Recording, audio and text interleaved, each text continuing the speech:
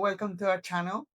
Today, we want to share with you the 2 months that we spent in Da Nang and why Da Nang is so popular right now with expats and retirement people. And we want to share with you our experience. Yeah, we spent 2 months living in Da Nang in a really nice hotel. Definitely part of our affordable luxury travel.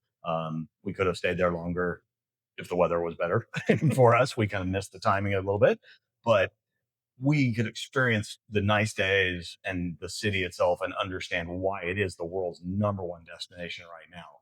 Now, we've been around the world twice. We've seen a lot of places. We've had this great long trip through Asia, and Da Nang is right at the top as places to go and places we want to get back to. And we really wanted to share that with you.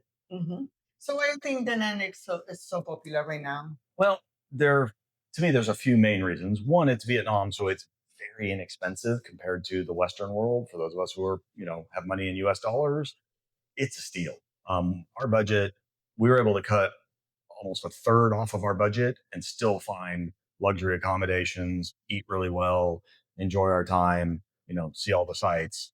I also think it's a big city. I mean, it's a good sized city. It's got a downtown. The river runs through it where the Dragon Bridge is.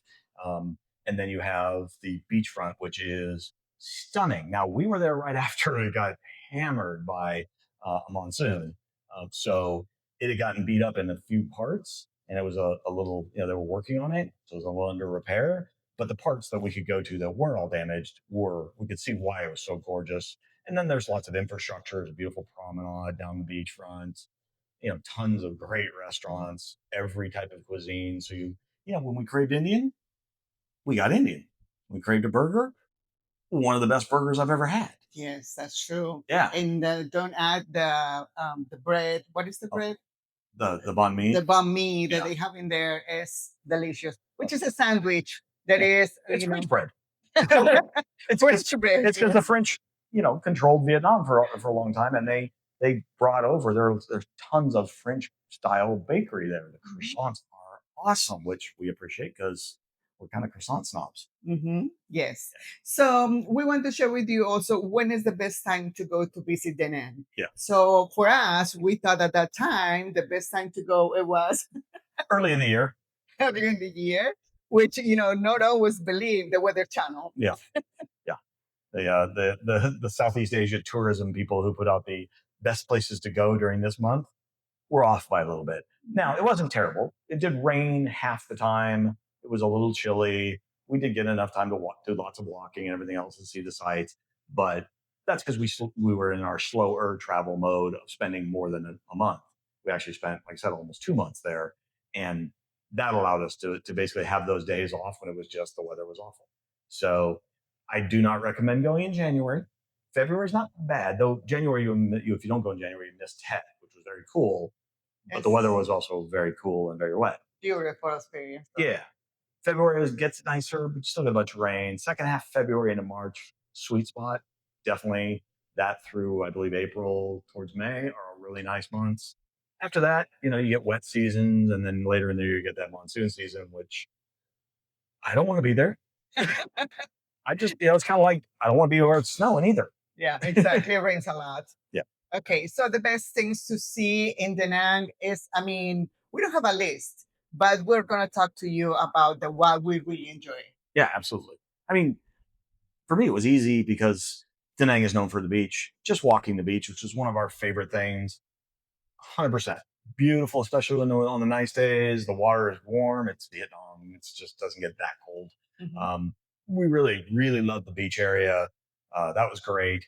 But I actually really enjoyed walking the riverfront.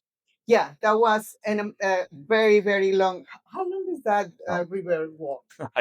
Several it was miles. 4 miles. Yeah. So you can go up and down and have your workout for the day. Yes. Yeah.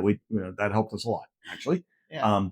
Then of course there are some really, really cool attractions. There is the world famous Dragon Bridge that on weekend nights puts on this fire and water show and lights and all that. And throughout the week, it changes colors along this bridge. That the whole thing's the dragon. It is so cool.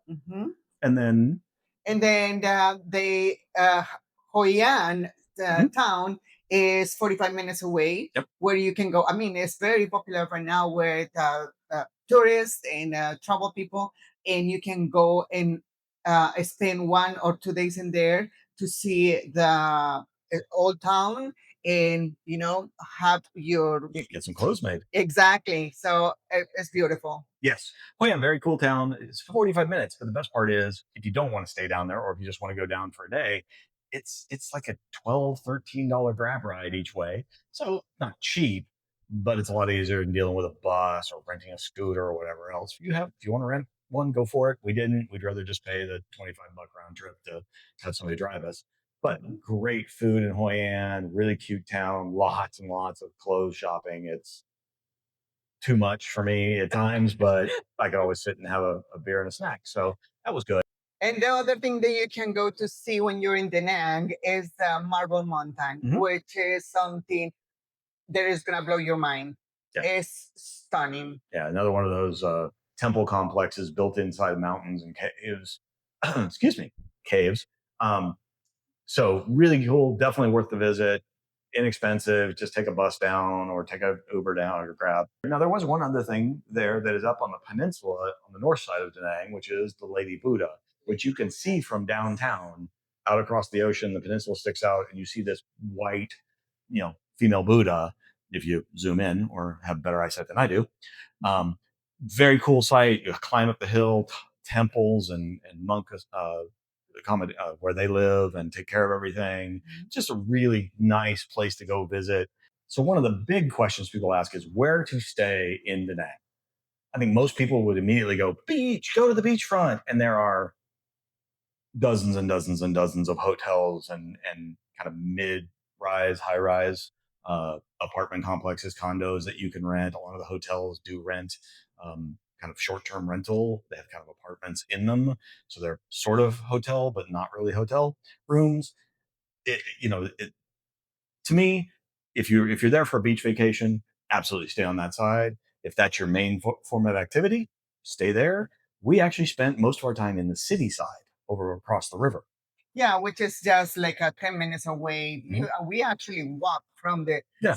city to the beach. Yeah, less than 20, 25 minutes. Yeah.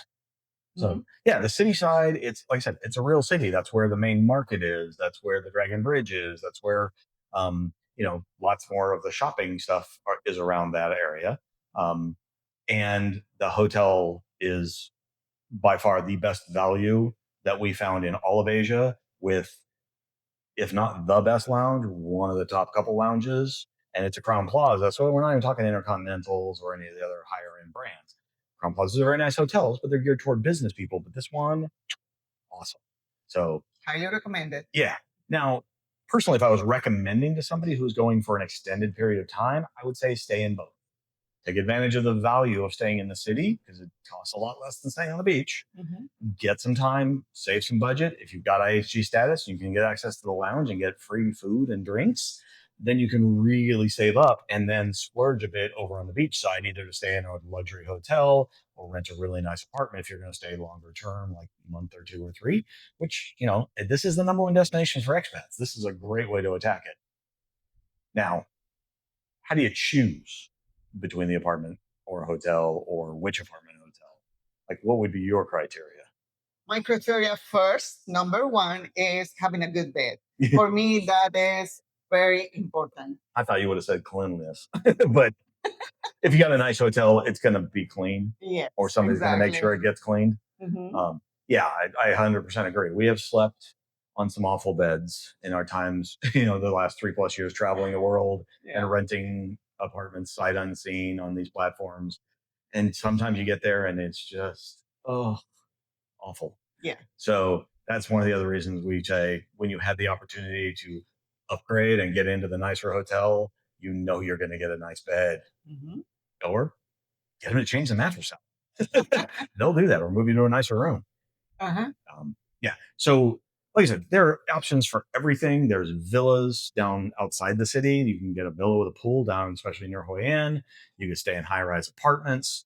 You can stay in these apartment hotels, which we love to do. We're doing that right now in South America. And then, again, we're always going to say, take advantage when you get luxury for cheap. do that. Mhm. So is Da Nang really all that? What do you mean? Is Da Nang really worth being called the number one destination? Well, I don't know if it's the number one destination, but for sure it's on my top list Yeah. because the amount of money or less money that you spend in there, I mean, Yeah. you can manage your budget, you can save some money, and you also have the opportunity to be in a place that is stunning. The beach is really nice. The water's great. Beach activities, everything's there. It's a real city, so you're not dealing with infrastructure issues that you do in some of these beach resort towns that we've been to. It is a world class food destination. Hoi An is one of the coolest places around. If you go the other direction, it's a day trip up to Hue, which is another ancient city, former capital from hundreds of years ago. I mean, there's just so many things to see, and that doesn't even get into getting up into the mountains and the highlands and Bana Hills, which is where those two golden hands are that are holding the bridge that you can walk out and see over the entire coastline. Yeah. There's so much to do there. In fact, we skipped over saying Bana Hills and the sights to see. I don't know how we missed that. The weather, the Yes. weather wasn't cooperating, Oh yeah, so we that's don't right. want to spend because it's not cheap. Yeah. That amusement park is a little bit expensive. It's a little bit far away out of the city, and it was almost raining every day. So Yeah, that is true. It's up in the mountains. It's inside of the amusement park that you have to pay about $50 a person plus the drive out there to get to. So it is not an insignificant investment. And we know we're going back. That is the great thing about being slow travel retirement people is we get to keep going back as long as the legs keep working. So as we've said, before, you'll never be younger. If you have the opportunity, take advantage of it. If you can retire, retire. If you want to soft retire and kind of just mix in more travel, great. If you want to keep working remotely, we made lots of friends who are still working their jobs. They're just doing it from whatever city they're in now. So I just want to say that we have a lot of videos that are coming from all the cities that we visit in Southeast Asia. So please. Especially the ones that are going to dive into the hotels that we stayed in over there. We stayed in a couple of different places, and there are several IHG options in Da Nang. So, from another reason for those of you who follow us because of the IHG points, we're going to cover those different hotels and what their value point is. So, we give you a So sneak preview. hopefully you enjoyed this video. Thank you very much for watching. Happy travels. Bye.